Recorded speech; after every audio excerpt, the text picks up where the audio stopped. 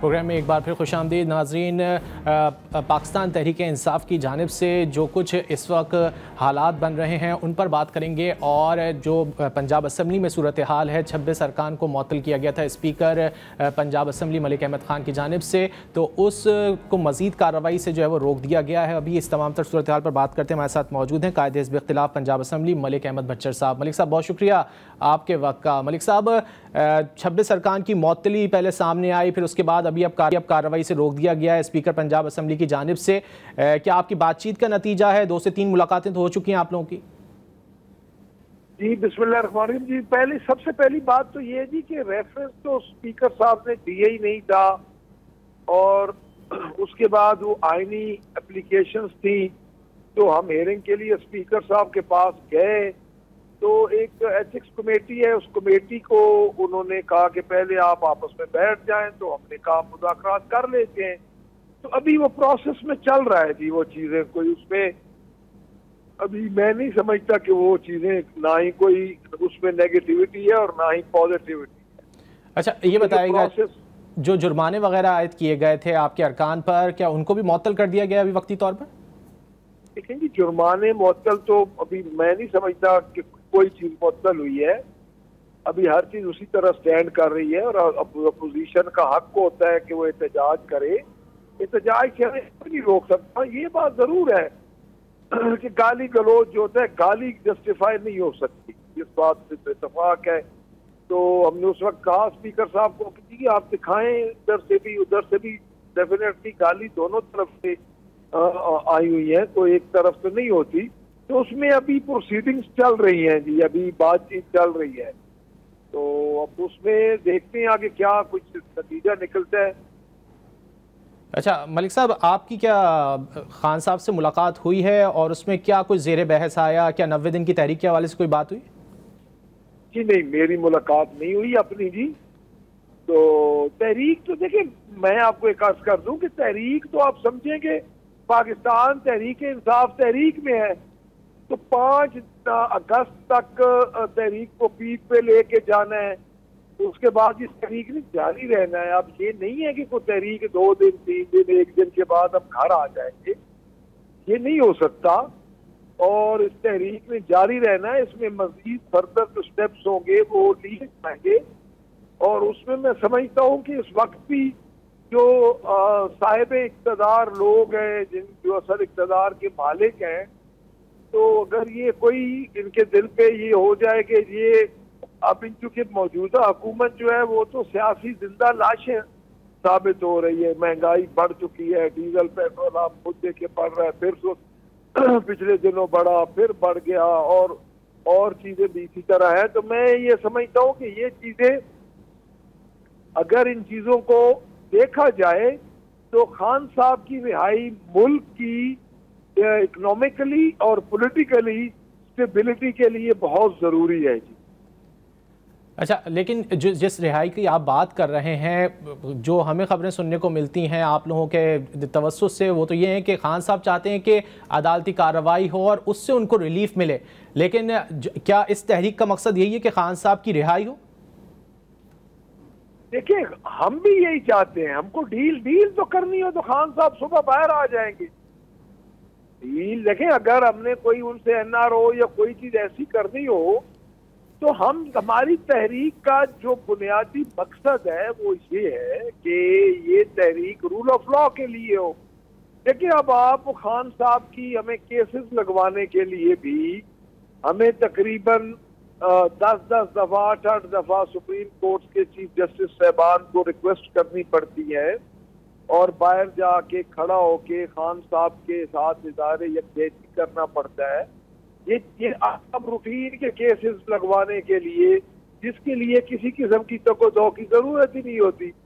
तो वो तो वही है कि डिलेड जस्टिस, डिनाइड जस्टिस के हम तो शिकार हैं जी।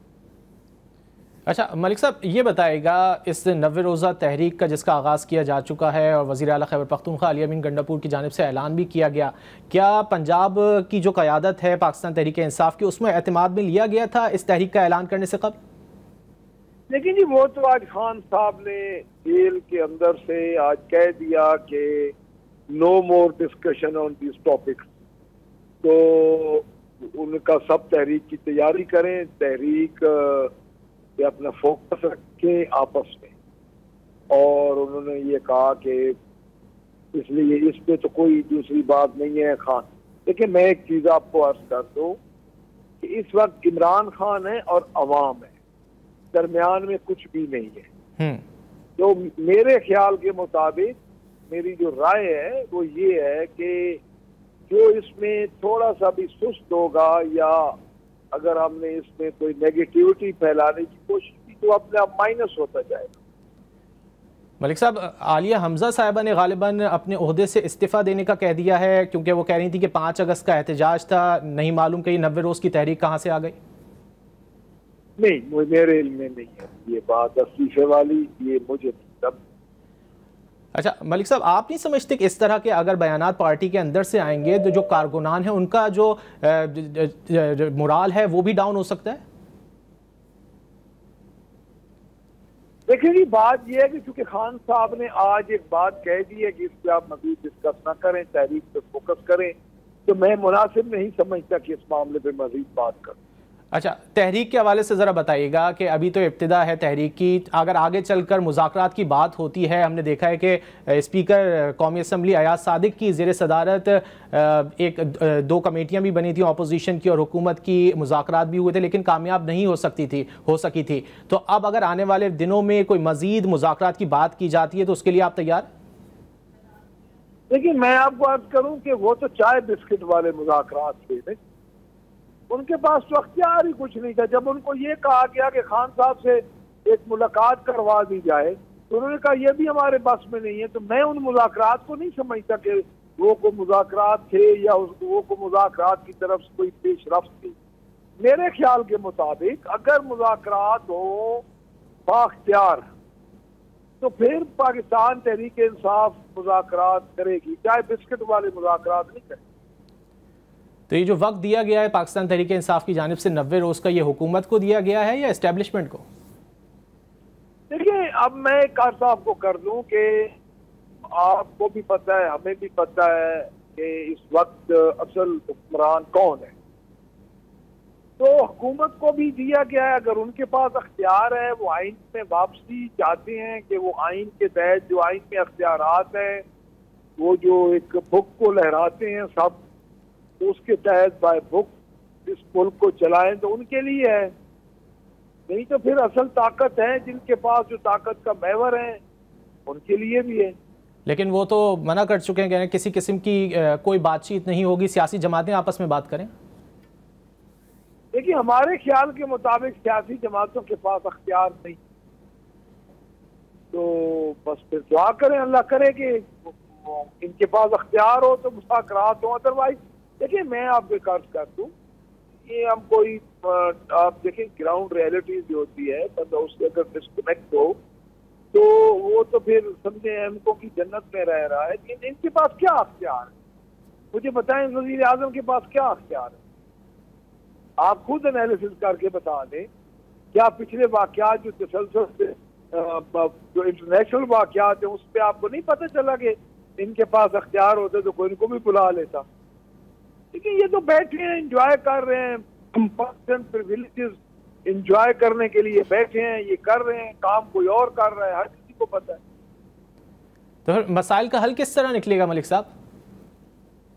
देखिए मेरी नजर में सियासी जमातों को मजबूत होना चाहिए और अपने आप को बाख्तियार साबित करके दिखाना चाहिए।